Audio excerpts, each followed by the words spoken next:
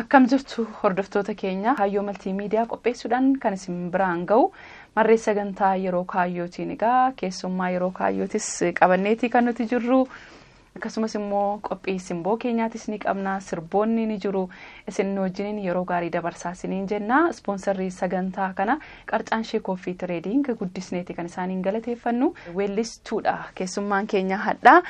Weellistuun keenya gaa kan dhalattee guddattee Shaashamanneetti sirboota garagaraa weellisuudhaan ni beekamti. Sirboota hedduus isin biraan geesseetti kan isheen jirtu. Egaa eenyu laataa isa jedhuufi waluma faana jirra waan ta'eef ni agartu. Beeksisni dhaabbata daldala buna qarcaanshee ni jira. Hordofaatii kan walitti deebinu ta'a.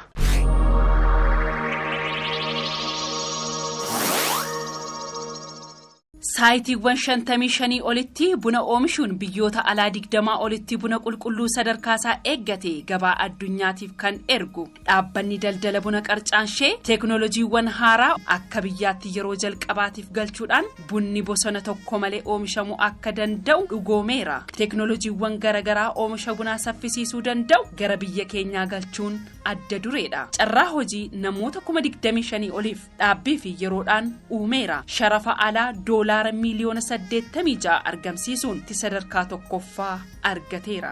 Dhaabbata aantummaa uummataatiin galateeffatameedha. Buna qulqulluu oomishnee gabaadhaaf haa dhiyeessinuun ergaa keenya. Buna qulqulluu gatii gaariidhaan dhaabbata daldala bunaa qarcaanshee.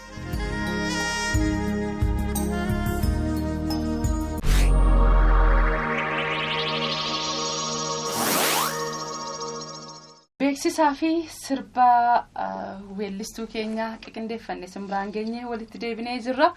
Marree gara stuudiyoo keenyaatti baga nagaadhaan dhuftee weellistuu Dammituu Gabbita. Baga nagaan nu eegdan isinillee. Hayyee Dammituun egaa sirbootati sirbite keessaati nuti hordoftoota biraan geenyeerti kan nuti jirru. Mee sirba ittiin jalqaba ittiin uummata bira geesse mee sagaleedhaan nu jedhime. Kan koomoo isa nama bira. Kaanuma kan kee. Hayyee. Naafu baddu jaalala keen qaba bareeda koo kan karruu qadaba siin mooyamtee onneen jaalalaani nasi maddu alafa malaani sikata beekalamni jaalala jiruun qabu boonaan siin ala dawa jedhee martuu sinaaf hime falaadha hiidhukkubni nachime.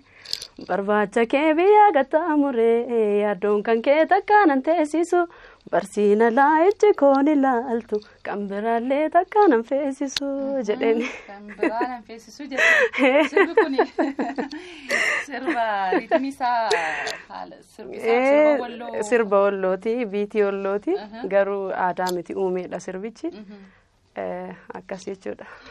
Sirbi kun sirbati jalqaba itti sirba kee jalqabde. Iyyin jalqaba sirba kanaan jalqabee sirbicha yeroo jalqabu jechuudha. Mee Dammituun akkamitti gara weelluu kanaatti dhufte gara aartii sirbaatti mee akkamittiin dhufte? Gara sirbaatti yeroo dhufu ani awisoo keessallee hin turre jalqabaaf jechuu abbaan koo aartii kanan danda'a ture baay'ee nama jabaa ture abbaan kiyya bara mootummoota darbanii sana weellisaa cimaa ture. Baay'ee sirboota baay'ee yeroo sana miidiyaan hin jiru ture faanaadhaaf baay'ee hojjetee kennee ture sirboonni isaa namoota baay'ee gurra namoota baay'ee keessa hin jira jedhee yaada. Weellisaadhuma turan immoo akkasumatti naannaadhuma jiran sanatti beekamu moo naannauma jiran san qofatti osoo hin taane sirba lama hamma sadii kan ta'u sagalee mufiitiin waraabaniiti jechuudha istiidiyoomatti gadhiifamee ture sirbichi sun yeroo sanatti baay'ee yeroo Xilaawun Gassasaa faa Buzuneesh Baqqalaa faa yeroo sana ture innis akkasitti hojjetaa ture waa'ee biyyaa waa'ee haadhaa waa'ee jaalalaa baay'ee sirboota baay'ee qaba ture abbaan kiyya jechuudha.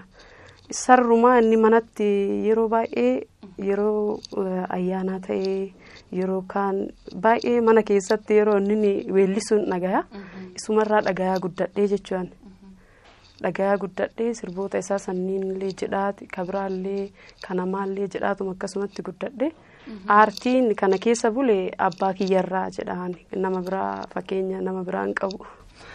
Isaanumarraa dhagaa waan turtee fi fedhiin aartiis keessatti uumamee gara aartiitti seene. Gara aartiitti seene.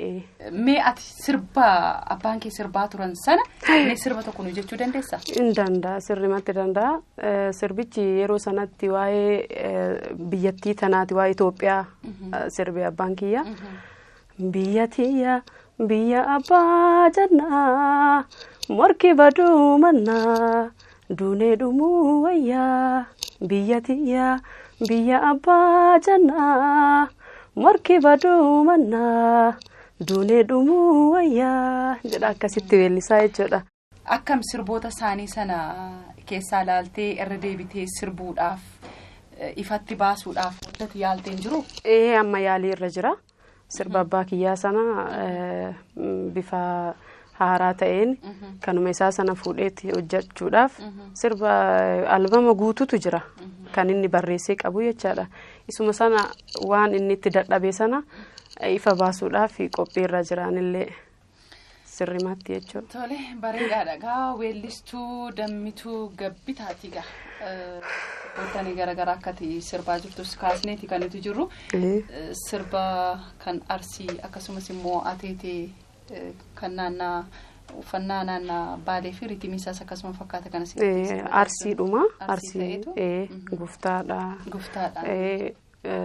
uffannaan ka Baaleeti Baalee Farsiin aadaan isaas tokkuma wanniidhaan godinaan adda bahe malee Baalee Farsiin tokkuma. Sirriidha mee waa'ee sirba kee Booratammoo jechuun maqaa fardaati boora jedhani naannoo keenyatti booralleen jedhama daamaa jedhama garummoo booratammoo jechuun maqaa fardaarraa boora isa jedhurraa fudhatame abbaa farda booraa jechuudha booratammoo jechuun booratammoo reebde lafoon biyyanaa jechuun abbaa farda booraa inni miilaan deemu lafoo jechuun miila jechuudha nama miilaan deemu namni miilaan deemu reebee jechuudha. Akkas jechuudha sirba baay'ee naannoo Arsiititti baay'ee beekamuudha. Kanaan dura sirba dhaquuf maal ta'uu qabdi dubartiin hiriyaa yoo qabaatte hiriyaa saniitti waliin mari'ataniiti halkan bakka rafansanitti bakka ofii rafansan mooyyee ciibsanii yoo warrilleen eeyyamneef waanuma jiru aadaa jiru muudannoma jiru jechuudha. Mooyyee bakka san ciibsitee mooyyee sanirraa birdilimsii irratti uffistee biraa baatee deemti jechuudha. Ulama argatte wayiitiin jechuudha.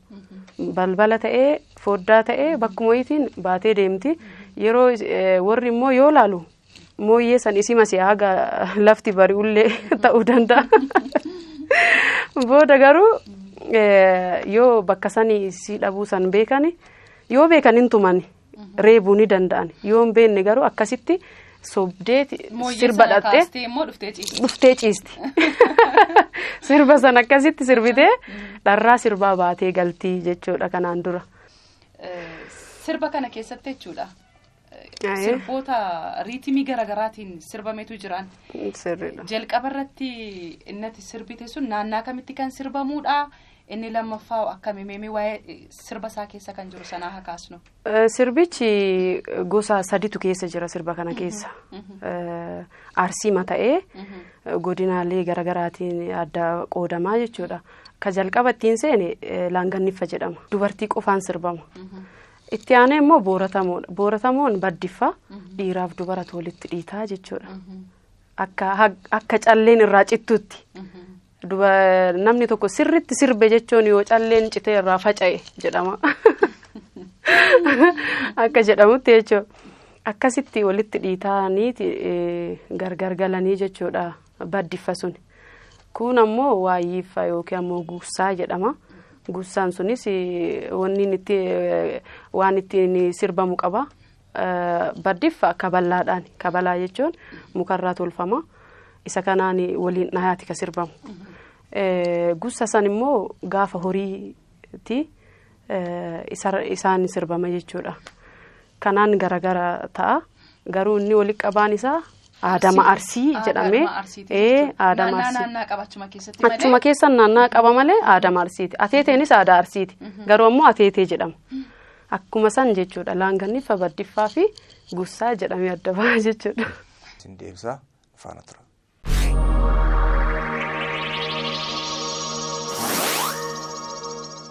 Kan hordofaa jirtan sagantaa yeroo kaayyoo maltiimiidiyaa qopheessuudhaan OBN sagalee uummataa irratti kan isin biraan ga'uudha. Kabajamtoota hordoftoota keenya nutis marree weellistuu Dammituu Gabbita affeerrannee kun istuudiyootti kan nuti argamnu.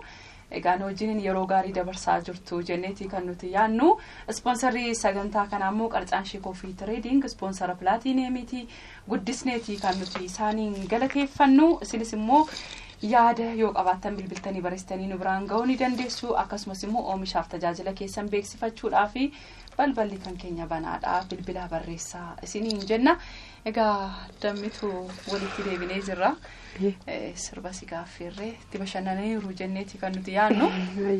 Mee gara gaaffii keenyaatti yoo deebinu Dammituun namoonni yeroo baay'ee weellistoonni gaafa sirba jalqaban sirboota namaatiin kan isaan shaakalan. Ati sirba eenyuutiin sagalee qarachaa turtee sanammoo meegaa yoo sagaleedhaanis jechuu dandeessa jechuudha. Moo ofuma keef kanuma keetiin? An kiyyaan shaakalle dura sirba Muluu Baqqalaa baay'ee jaaladha ture. Jalqabaaf jechuudha. Ittiinis mana keessatti jechuudha. Gara biraa waltajjii irratti bahee yookiin namni na argee osoo hin taane mana keessatti TV malaalaatuma sirbaa ture mana keessatti. Hanga aartiitti dabalame immoo fakkeenya guddaa kanaaf ta'e sirba Amal Malabaateeti. Baay'ee jaaladha sirba isii weellisaa jechuudha. Mee sirba sakamiin shaakalaa turte? Mee sagaleedhaan dhageenyu laata? Ayyee. Bani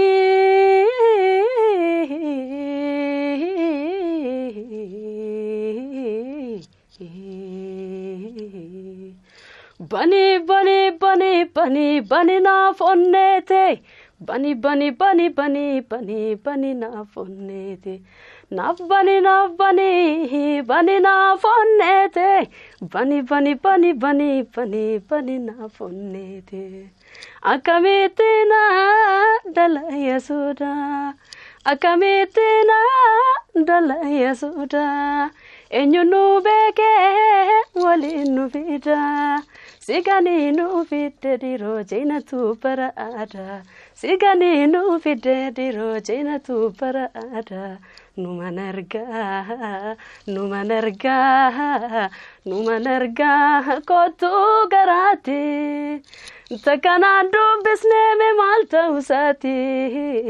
Takkanaan dubbisnee sa maal ta'uu isaati.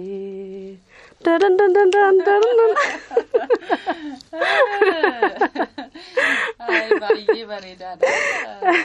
Sirriidhumatti ittiin sagalee kee qaraadha. Baay'ee jaalladha sirba. Baay'ee namatti tola sagaleen keessi. Ayyee. Mee akkamii amma baandii wayii keessa jirta moo maal hojjechaa jirta? Baandii keessa jira. Baandii kam? Baandii Shaashee keessa jira magaalaa Shaashamannee kan jiru. Baandii baay'ee akka naannawa saniitti beekamaadha. Baay'ee baandii cimaadha. Anaafis fakkeenya kan ta'e jechuudha. Daawitii akka daawitiitti kan waa'ee aartii beekuu miti ani manumaa dhufee dorgomeetumaan seene akkuma tasaatti jechuudha. Kan of keessatti arge baandii Shaasheetii jechuudha.